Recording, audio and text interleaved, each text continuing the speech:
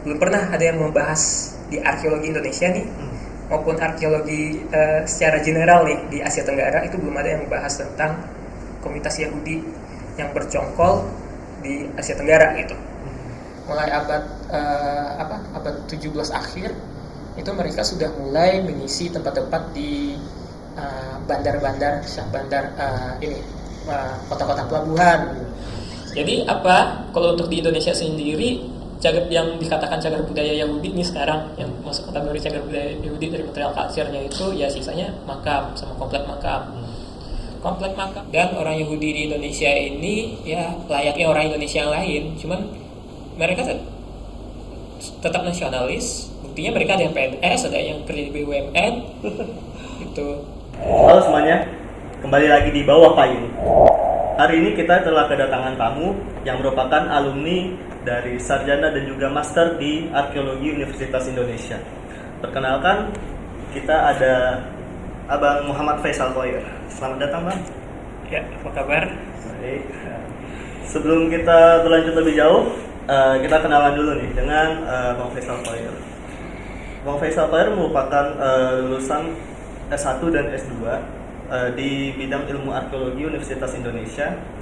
Beliau juga merupakan periset di Departemen Arkeologi, sekaligus menuntaskan sarjananya dengan judul tugas akhir yaitu tinjauan awal aspek semiotika pemakaman komunitas Yahudi di Aceh dan Penang pada periode 1870 hingga 1940.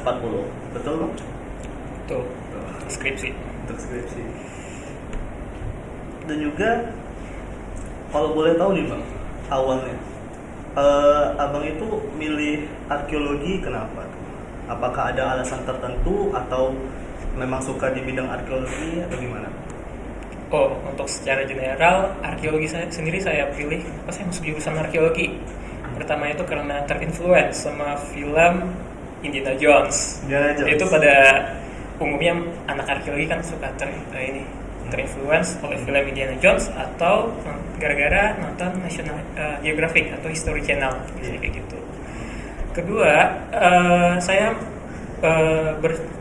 masuk jurusan arkeologi itu karena kebetulan saya berasal lahir dan besar di kota Batu Sangkar, di mana kota Batu Sangkar ini adalah pusat kebudayaan dari peradaban Minangkabau. Di sana banyak terdapat situs-situs yang berkaitan dengan budaya Minangkabau dari masa prasejarah hingga masa kolonial. Dan kebetulan sekali rumah saya itu berdekatan dengan situs prasasti Kubu Rajo, prasasti dari zaman Aditya Warman klasik. Dan karena sering interaksi, pulang sekolah, pergi main, juga ke prasasti Kubu Rajo tersebut, ke situs tersebut, jadi wah, kayaknya saya ada ikatan kuat nih sama keilmuan arkeologi dibandingkan keilmuan lain. Maka dari itu waktu SMA memutuskan untuk masuk jurusan arkeologi. Ada ikatan batin. Ada ikatan batin. Tuh, selain itu, Bang, pernah nggak pergi ke situs-situs lain yang ada di Sumatera Barat? Ini kan infonya kan Abang dari Batu Sangkar nih. Selain situs Kubu Rajo tadi, pernah berkeliling ke situs lain kan? Tentu saja. Saya tidak hanya setelah saya masuk ke jurusan arkeologi sebagai mahasiswa arkeologi UI pada angkatan 2016, saya mulai setiap libur semester itu mengunjungi situs atau kita sebutnya kunjungan situs. Kunsit di beberapa situs di Sumatera Barat, nggak hanya di Kabupaten Tanah Datar, tetapi juga seperti Kabupaten Bengkulu Kota, Kabupaten Agam, juga Kota Sawalunto, dan juga saya ke Kabupaten Padang Pariaman dan juga Pasaman Barat yang ada candi ditemukan juga di sana, dan juga saya tidak lupa juga ke Kabupaten Damaseraya, pusat awal kerajaan Malayupura itu berdiri gitu. Karena di situ kan ada candi juga, candi sawah, ada padang rokok, tempat ditemukan juga arca Bhairawa yang sekarang di Museum Nasional gitu. Dari situ mulai. Dari situ. Dan juga selama berkuliah nih, Bang, apa aja hal yang menarik gitu? Hal yang menarik selama berkuliah di arkeologi itu pertama eh, membuka wawasan kita mengenai kebudayaan masa lalu. Awalnya, wah ternyata sejarah kebudayaan masa lalu kita itu hanya sebatas, awalnya mikirnya hanya sebatas di dalam buku teks pelajaran bagi kita anak masih anak sekolah kan. Ternyata setelah masuk arkeologi banyak hal yang bisa didalami, mulai dari kenapa terbentuknya suatu peradaban, kenapa ada migrasi juga, kenapa ada perpindahan dari ibu kota suatu kerajaan di daerah A ke daerah B gitu. Jadi bisa dipelajari banyak hal. Selain itu juga saya ngerasa di arkeologi asiknya itu dapat job part time selama mahasiswa di museum, karena dulu museum itu buka besar-besaran untuk mahasiswa mau jadi part time jadi edukator ya atau administrator museum ya dipersilakan gitu, jadi dapat uang jajan tambahan di situ. enaknya di situ di mahasiswa arkeologi. Oke. Dan juga ini abang tadi tugas akhirnya berkaitan dengan semiotika Yahudi nih bang. Ini kan kebetulan di Indonesia sendiri isu-isu tentang komunitas Yahudi dan juga diaspora Yahudi cukup sensitif lah. Kalau boleh tahu nih bang, untuk masuk ke tugas akhir ini, kenapa abang pilih Yahudi? Kenapa tidak yang lain yang biasanya mahasiswa arkeologi pilih kayak Hindu Buddha, prasejarah ataupun kolonial? Yahudi sendiri sebenarnya menurut saya itu bahasan yang anti mainstream untuk arkeologi. Soalnya belum pernah ada yang membahas di arkeologi Indonesia nih, maupun arkeologi secara general nih di Asia Tenggara, itu belum ada yang membahas tentang komunitas Yahudi yang bercongkol di Asia Tenggara gitu. Jadi saya, wah ini kesempatan besar nih buat saya untuk membahas. Apalagi sebelum-sebelumnya saya juga ketertarikan Yahudi itu, bahas Yahudi itu gara-gara saya coba mempelajari Bible, perjanjian lama dari agama Yahudi maupun Kristen kan. Dari sana saya mulai coba kulik-kulik, kayaknya menarik nih bacaan Bible itu perjanjian lama. Nah, mulai deh saya mencari kitab-kitab kitab perjanjian lama yang merupakan yang berbahasa Ibrani.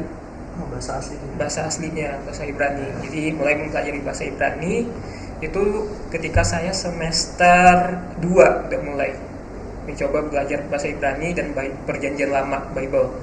Atau di bahasa Ibrani itu disebut orang Yahudi Bible itu Tanakh. Itu. Selain itu saya juga selama jadi mahasiswa S1 di arkeologi UI juga karena saya pengen tugas akhirnya skripsi saya mengenai Yahudi di Asia Tenggara, di Nusantara gitu. Jadi saya ngambil kelas eksternal, mata kuliah eksternal ke sastra Arab dengan nama mata kuliah bahasa Ibrani dasar.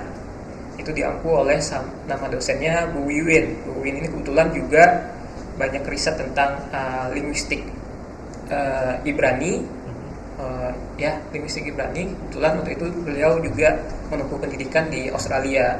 Gitu. Tuh ada susahnya nggak belajar bahasa Ibrani? Karena kan cukup jarang nih yang ahli Ibrani di Indonesia. Kalau untuk susahnya, susah banget. Bahasa Ibrani itu bahasa, mulai dari pronunciation-nya aja banyak ditekan. Hampir sama Arab, cuman ada beberapa ketika udah ke tulisan itu aksara Ibrani itu lebih berat lagi ketika membedakan antara itu tanda bacanya gitu. Tanda bacanya agak sulit, terutama ketika ada kata yang pakai dagesh. Ada kata dagesh, ada tulisannya pakai tanda dagesh. Itu kadang-kadang agak membingungkan gitu. Terus bahasa Ibrani itu ya cukup berat dibandingkan bahasa Arab sebenarnya. Cukup berat gitu. karena saya basicnya anak madrasah dulu gitu. Oh, dari Jadi, alim ya. anak madrasah, jadi waduh, ini ternyata kalau dibandingkan bahasa Arab berat juga ya gitu. Ada feminim maskulinnya juga gitu. Tapi kalau karena saya belajarnya secara autodidactly, terus ditambah lagi sama ikut kelas Ibrania dari Bu Wiwin, jadi ya dihadapin aja. Dan selain saya belajar secara teks buku gitu, saya juga pakai Duolingo tuh, Duolingo tanda Ibrani ya. Iya.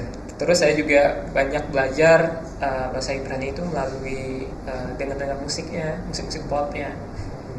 Pop Ibrani bagus loh, pop Ibrani serius. Ada saran Bang? Ada saran, mungkin kalau untuk belajar enaknya itu ini penyanyinya Sarid Haddad. Itu lagu-lagunya gampang dipahami lah bahasa Ibrani-nya karena agak slow gitu. Kayak slow. Tapi musik dari sana saya juga akhirnya belajar budaya negara Israel modern sekarang. Ternyata juga ini beragam budayanya gitu. Ternyata kalau dengar musik melalui musik aja saya belajar, wah budayanya itu bersinggungan dengan Eropa ada, dengan Arab ada, dengan Latin juga ada gitu, dengan Afrika juga ada. Jadi menurut saya menarik banget gitu. Nah, tadi sempat disinggung nih Israel. Selama penelitian akhirnya Bang, mendapatkan data-data kedatangan bangsa Israel ini dari mana? Apakah ada catatan sejarahnya, bukti materialnya? Kedatangan bangsa Israel ke Nusantara. Iya. Sebelumnya harus kita ini dulu garis bawahi, bangsa Israel yang sekarang itu belum ada sebelum 1946 gitu. Jadi kita pakai kata Yahudi aja, etnis Yahudi. Soalnya mereka berbeda dengan bangsa Israel sekarang. Kalau untuk di Nusantara sendiri, beberapa catatan pernah mengaitkan jika Samudra Pasai, catatan dari kata kabarnya itu dari Hikayat Pasai, Hikayat Sunan Pasai, Raja-Raja Pasai pernah memiliki kayak berupa pejabat atau seorang pejabat yang yang beretnis Yahudi katanya. Tapi untuk memastikannya saya juga belum tahu dengan masalah catatan tersebut karena untuk hikayat aslinya belum saya baca gitu. Tapi beberapa orang-orang dari kebudayaan Aceh juga bilang ada mengenai catatan tersebut, orang Yahudi pernah di Aceh pada masa Samudra Pasai gitu. Terus berkaitan lagi dengan saya baru meneliti tentang Yahudi itu untuk mereka bermigrasi ke Nusantara itu ketika udah mulai nih masuk kolonial dari Belanda sama Inggris gitu. Jadi mulai dari catatan yang saya dapat, ya benar-benar yang saya punyai itu mulai abad 17 akhir itu mereka sudah mulai mengisi tempat-tempat di bandar-bandar kota-kota pelabuhan seperti mulai dari di Melaka, Singapura, Penang itu untuk di Nusantara. Terus berlanjut mereka ada di Aceh, Banda Aceh atau Kutaraja. Terus lanjut juga di Kota Padang sebagai orang Yahudi Sumatera West Coast dulu namanya, Sumatera West Coast. Dan juga lanjut di Batavia, ada di Bandung, ada di Surabaya, dan juga di Manado di timur. Tapi pada dasarnya orang-orang Yahudi yang ada di Nusantara itu mereka profesinya kebanyakan itu hanya sebagai pedagang atau mereka terkadang selain menjadi pedagang barang juga berdagang middleman mengenai jasa gitu, nawarin jasa. Terus yang uniknya adalah orang Yahudi di Nusantara itu kaya bersaing catatan sejarah. Contoh kasusnya adalah di Kutaraja, Banda Aceh. Di Banda Aceh itu sekarang ada nama kampung namanya Gampong Blower. Orang Aceh sebut Blower, Gampong Blower. Tapi tulisannya Blower. Itu daerah Gampong Blower itu mungkin sepondok Cina kali ya, kebetulan pondok Cina kali ya. Luasnya, area luasnya itu dimiliki oleh seorang pengusaha Yahudi yang bernama Balhofer. Makanya orang Aceh karena bisa sebut Balhofer, jadi blower. Dan beliau itu selain tuan tanah Yahudi yang ada di Kutaraja, itu juga ternyata juga berperan sebagai rabi. Saya juga kaget nih, seorang rabi, tapi rabinya sepertinya bukan rabi dari Hasidik, dari orang Hasidik itu yang biasa berpakaian hitam-hitam, topi hitam gitu. Oh, yang pakai kafian itu. Iya, biasa topi-topi kayak orang Polish, orang Polandia, topi hitam, orang Hasidik. Makanya beliau bisa punya usaha gitu, tanah, karena balance lah dunia akhiratnya gitu.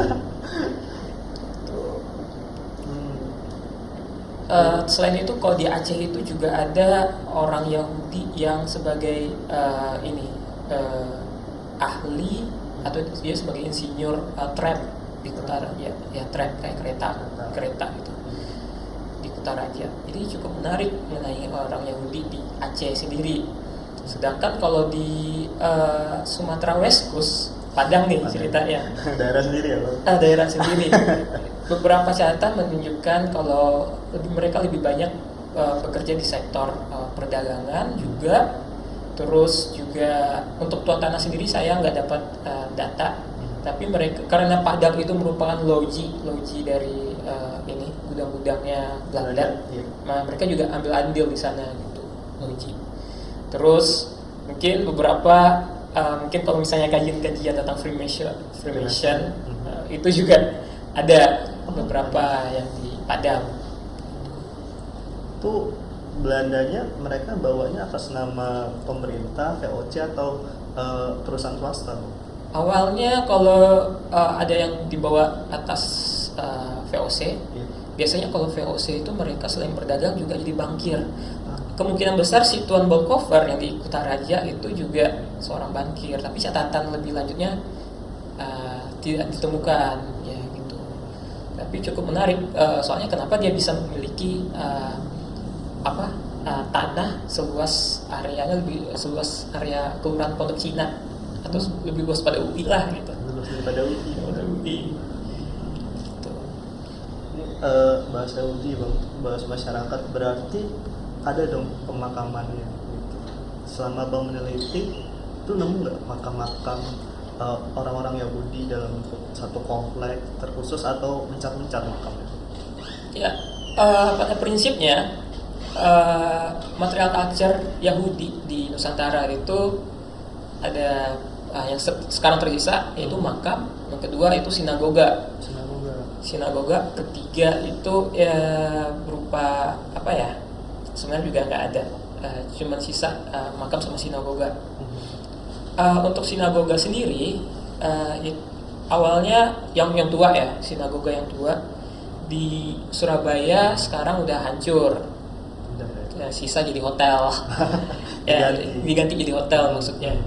Terus sedangkan yang di Padang ya sekitaran tahun 2008-2011 saya masih ngeliat di area Pondok Padang itu bangunan untuk sinagoga dengan Magen David atau Star David gitu. Sekarang udah nggak ada, ganti sama kafe gitu ceritanya. Terus sisa satu-satunya kalau di Indonesia itu sisanya di Manado. Itu pun sinagoganya itu masih baru lah, 50 tahun kalau secara cagar budaya dulu gitu. Jadi kalau untuk di Indonesia sendiri yang dikatakan cagar budaya Yahudi ini sekarang yang masuk kategori cagar budaya Yahudi dari material culture-nya itu ya sisanya makam sama komplek makam.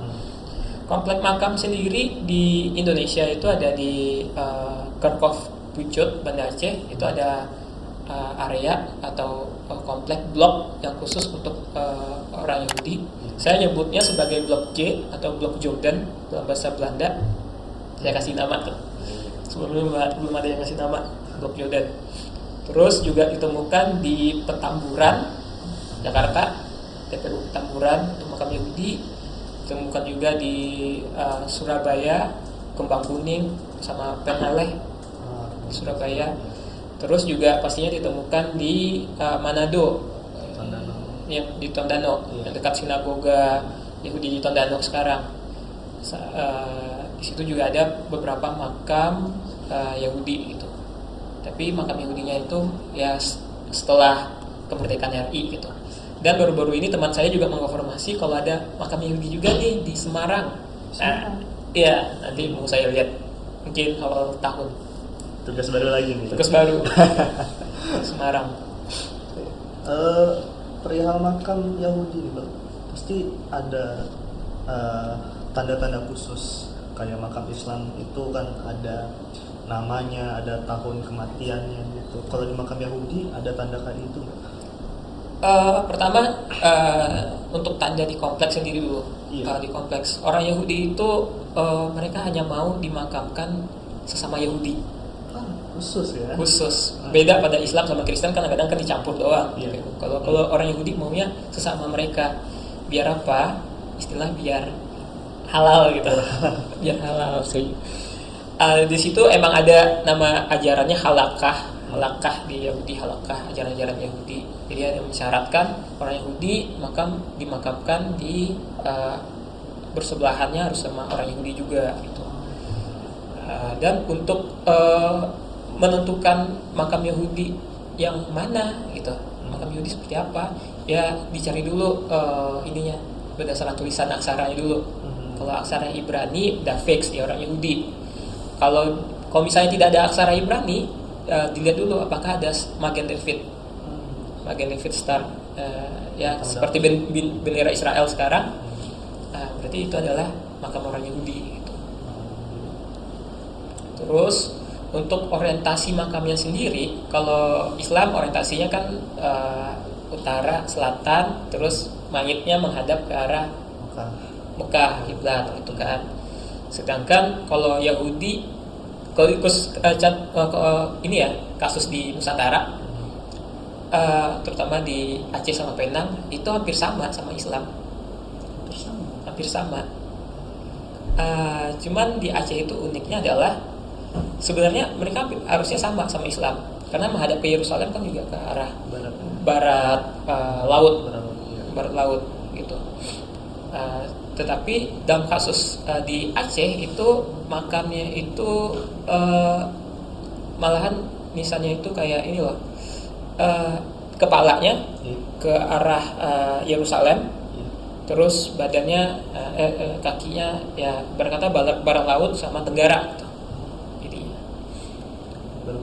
agak berbeda. Terus untuk harusnya juga di kompleks makamnya itu, area pemakamannya itu juga ibarat kata pintu masuknya itu mengarah ke Yerusalem barat laut, dan ininya di makam di belakangnya itu ada ya ke tenggara kan. Tapi di kasus di Aceh itu mereka, karena saya harus analisisnya pakai semiotika, jadi saya asumsikan karena bentuk area itu benar-benar dibikin seperti Bahtera Nuh, Noah Ark itu. Jadi yang bagian ujung Bahterahnya, yang lambung kapalnya itu yang menghadap ke Yerusalem gitu, menghadap ke Yerusalem. Terus yang bagian belakang kapalnya baru tenggara gitu.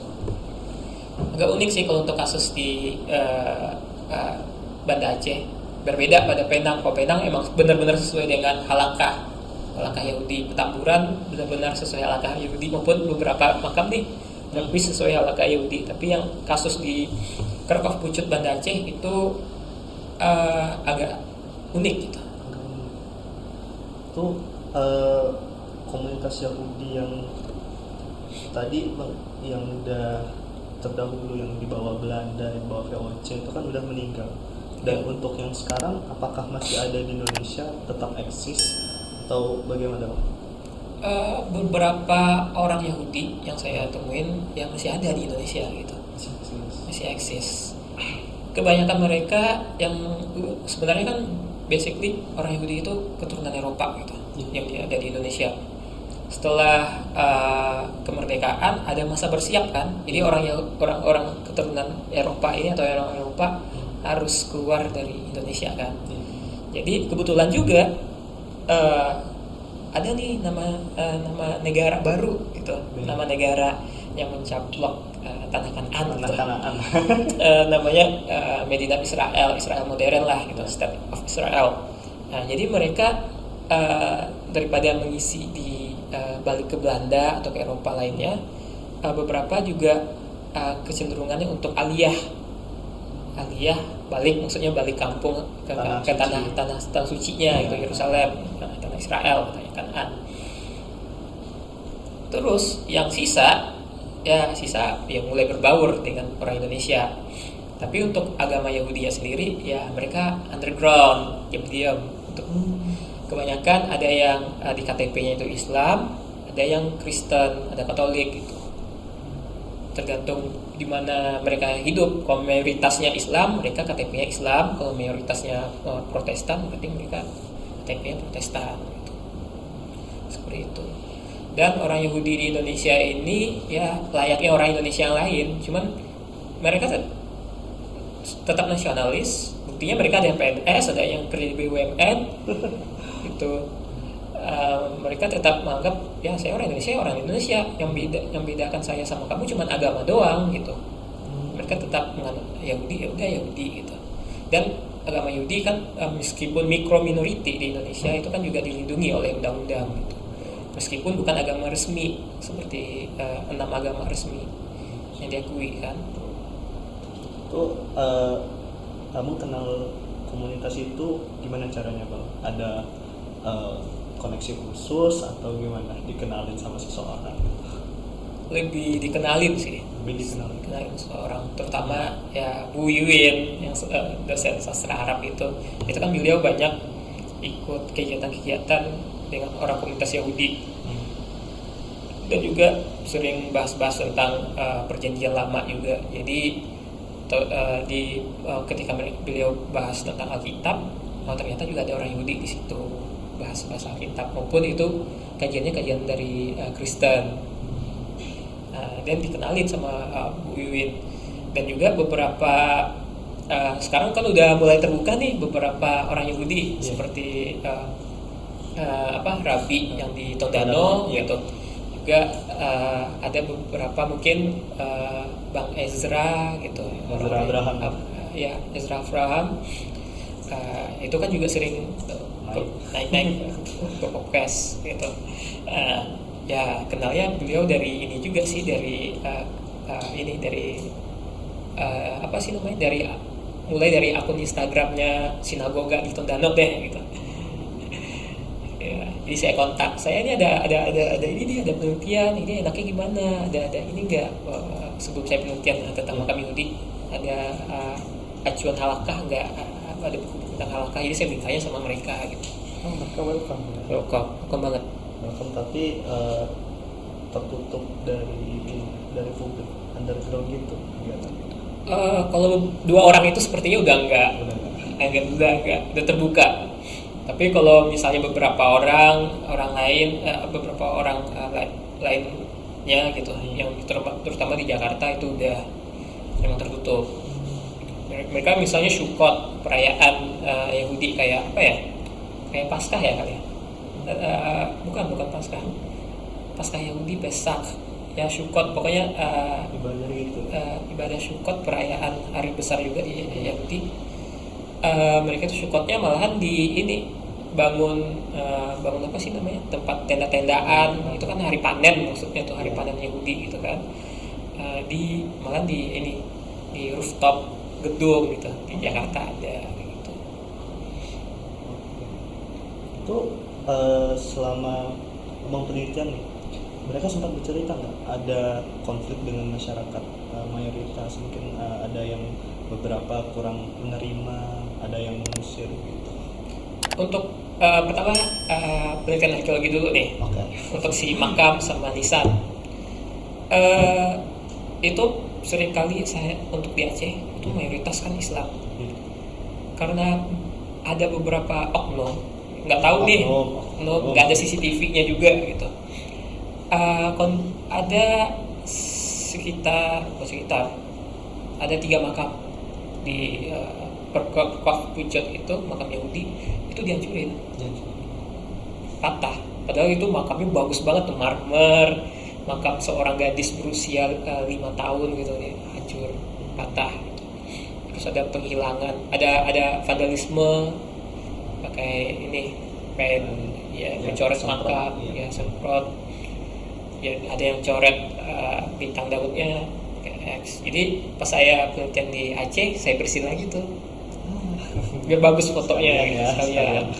Gitu. Terus kalau untuk orang Yahudi yang beragama Yahudi di Indonesia sekarang, kayaknya nggak, saya ngelihat sejauh ini nggak ada, mereka nggak pernah kena sentimen jelek sih. Gitu. Apalagi untuk sekelas kota Manado yang kota paling toleransi paling bagus gitu, ya mereka ya udah ibadahnya dapat kebebasan gitu. Jadi nggak ada sentimen sih. Terus di Surabaya kan juga banyak tuh makam-makam Yahudi. Nggak ada ini juga, nggak ada sentimen juga dari orang Surabaya. Mungkin kasusnya cuma di Aceh doang, oknum gitu. Tapi kalau yang Surabaya saya lihat nggak ada. Apalagi di situ untuk kita ketahui beberapa keturunan Yahudi seperti tahu suaminya Maya Estianti kan. Mursi, Irwan Mursi, itu kan Mursi, keluarga Mursi itu kan Yahudi. Jadi kan itu kuburannya ada di Surabaya. Itu aman-aman aja, masih bagus, karena rapi terus. Tidak ada, sejauh ini tidak ada masalah sih. Di Penang Malaysia pun juga nggak ada kerusakan, malah dijaga oleh bapak-bapak Tamil beragama Islam sebagai penjaga makamnya, dirapiin, dibersihin. Sejauh ini nggak ada, cuma kasus di Kerkop Pucet aja yang ini, yang sentimen. Itu oknum yang tidak diketahui. Gitu. Oknum ya teman-teman ya, bukan semuanya. Oke. Terakhir nih Bang, dari seluruh penelitian Abang, baik yang makam, baik komunitas Yahudi yang ada di Aceh, Penang, terkhususnya Indonesia, ada pesan khusus nggak yang ingin disampaikan kepada masyarakat tentang komunitas Yahudi maupun komunitas yang minoritas lah di Indonesia gitu? Pesan khususnya sebenarnya adalah ya komunitas Yahudi di Indonesia itu udah jadi bagian dari sejarah kita. Mereka udah ada lama sebelum adanya negara Indonesia gitu, sebelum adanya Republik Indonesia gitu. Jadi apapun bentuk material culture-nya yang sekarang sisa, baik sinagoga maupun makam pun area makam itu jangan dirusak gitu, jangan dirusak gitu, karena itu penting sebagai catatan sejarah. Ternyata ada migrasi juga orang Yahudi ke Indonesia gitu. Terus kita boleh sentimen nih orang Indonesia, sentimen sama Zionis Israel boleh, tapi orang Yahudi di Indonesia sama di Israel itu beda. Mereka bukan Zionis gitu, bukan antek Zionis. Mereka jiwa nasionalismenya juga tinggi sebagai orang Indonesia gitu. Mereka cuma ke Yerusalem atau Israel itu ya cuma untuk pergi ziarah gitu kan. Terus ke tembok ratapan, ya nggak jauh kayak kita ke Mekah kayak gitu aja. Nggak sampai mereka harus jadi IDF, nggak sampai mereka jadi antek Zionis, nggak ada gitu. Terus malahan beberapa kenalan saya orang Yahudi itu masuk ke Yerusalem itu melalui Jordania dulu, bukan langsung dari bandara Ben Gurion yang di Tel Aviv, tapi di Jordania, terus baru jalur darat ke Yerusalem gitu. Itu susah buat masuk langsung ke Tel Aviv. Pesawat pesawatnya sih, Pesawatnya nggak ada. pesawat langsung itu. Berarti dia harus mungkin harus transit dulu di Istanbul baru kita Aviv. Saya belum coba. Ntar. Mungkin kedepannya Abang ada ini nggak rencana lagi penelitian lebih lanjut gitu tentang komunitas-komunitas ini, atau ingin beralih banting setir ke yang lain gitu? Saya sebenarnya kalau di arkeologi itu bebas mau meneliti apa aja, asalkan saya mengaplikasikan teori gitu. Jadi untuk Yahudi ini perlu saya dalamin lagi, apalagi kemarin bulan September kemarin itu teman saya udah informasiin, wah di Semarang juga ada beberapa makam Yahudi. Mau gak mau saya harus terjun nih, harus terjun So gitu. Dan ini penelitiannya juga menarik kan. Kadang-kadang kita juga bisa jadi penelitian epigrafi untuk nisan Yahudi, epitaf Yahudi, penelitian epigrafi. Ternyata kita kaya loh di Indonesia ini, nggak hanya huruf Palawa, Jawa kuno, Sumatera kuno, aksara Jawi atau Pegon atau aksara-aksara lainnya. Ternyata aksara Ibrani juga ada di Indonesia gitu. bisa jadi penelitian ya Jadi buat penelitian. teman-teman. Kalau misalnya mau penelitian lebih lanjutnya, ya boleh aja gitu. Tapi udah saya teliti semua. Jangan dihabisin dong Bang. Nggak, kalau ya untuk Semarang kalau mau jadi tugas akhir ya silakan. Gitu. Tapi yang untuk yang lain-lainnya udah saya teliti gitu. Oke, gitu teman-teman, gitulah bawah payung kita kali ini tentang pembahasan masyarakat minoritas Yahudi di Indonesia. Semoga pesan-pesan ini dapat teman-teman terima dengan baik, yang bahwasanya kita di Indonesia ini beragam, baik yang dari mayoritas maupun minoritas, dan semoga semuanya bisa saling menghormati satu sama lain. Ucapan terima kasih sebanyak-banyaknya untuk Bung Faisal. Terima kasih sudah berkenan datang ke podcast kami. Semoga kedepannya bisa menjalin kerjasama lebih baik lagi. Saya apresiasi dulu nih, podcastnya keren gitu. Semoga berlanjut lah podcast seperti ini, biar ada bibit-bibit humanora atau arkeologi yang Lebih banyak ya. ini yang mengarah ke populer, kajian-kajian populer gitu. Arkeologi publik. Terima kasih semuanya, dan selamat berjumpa di lain waktu. Bye bye.